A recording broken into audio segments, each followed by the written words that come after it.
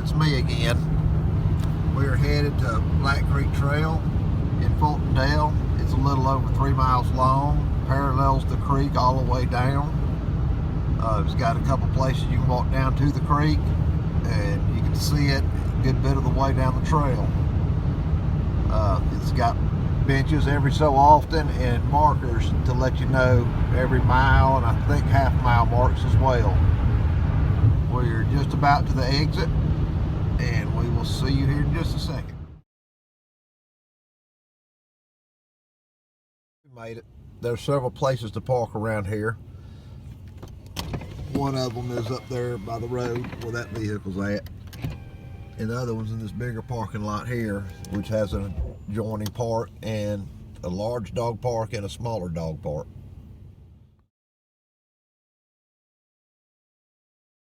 The dog park over there, the playground, parking lot, large and small dog park. The creek is over there. We're fixing to cross the bridge and get on the trail after we walk past the giraffe. Here's the park we're starting. The beginning of the trail goes back that way by the ballparks and another park. It's always just as easy to park down here for me.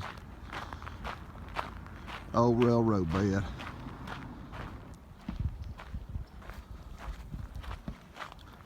There's the creek down there. Like I said, it runs parallel with the trail most. You can see it a good bit of the ways. In one area's got a picnic table where you can walk all the way down to it, fixed up real nice. 0.5, that's half a mile. And right past it, they got a trail to the left that goes down to the creek. They cleared out a nice path. When the water's at regular level, you can see there's a nice beach area down there where you can walk beside the creek, play in the water if you got your dogs with you or kids. It's calm in this area. It does get deeper.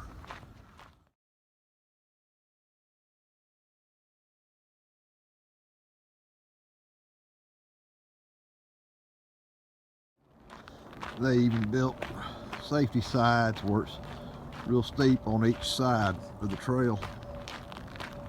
And it's only if you're bad klutzy would you fall down there. The trail is, let's see, 3, 6, 9. Trail's 12 feet wide. You can't walk in the 12-foot area. You may not need to be walking. And it's just up from that first trail on the left that goes down to the water. We'll stop by it on the way back. If you look there in the distance, you can see cars moving at the end of the trail. That's where it goes up under 65. And then it keeps on going.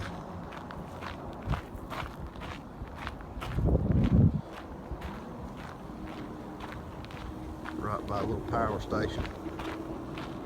Brought a kayak with you, you would have to get out a few places and carry it over rocks, but there's a lot of places a kayak would just go right down and then just get picked up on the other end. Going under 65 is the northbound, that's the southbound. You can hear the cars rolling over top. That's pretty neat too. You will pass people running, walking, and riding bikes. But a lot of people do use the track here. Benches I talked about, they got them every so often. This is at mile 1. You can throw your trash away also. And just on the other side of the interstate. The creek is still right down there. You can see it as you're walking along. In the wintertime, it's a lot easier because there's no leaves on the tree. This is a marker, 386, and I'm assuming that's for the trains when they used to run down through here. To let them know where they're at. Old railroad rail right there.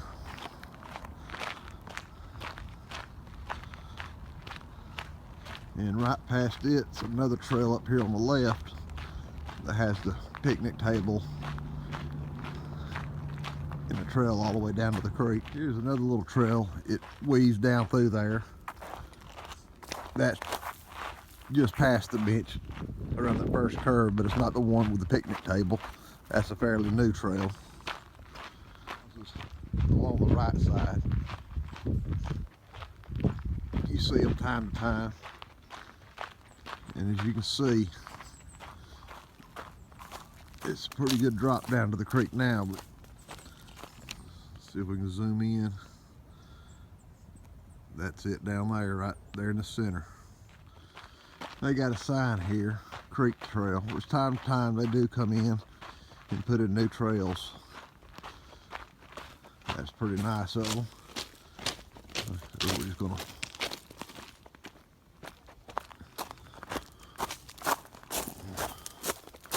walk down here a little ways.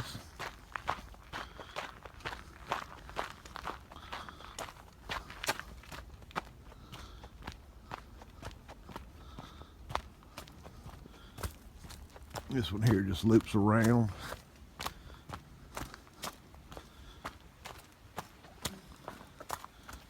And that creek down there coming out of the ground there.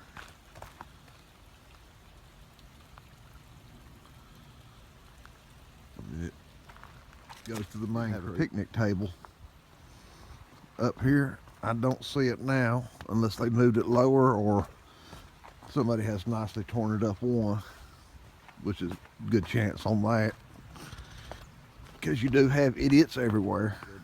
Stop by there on the way back.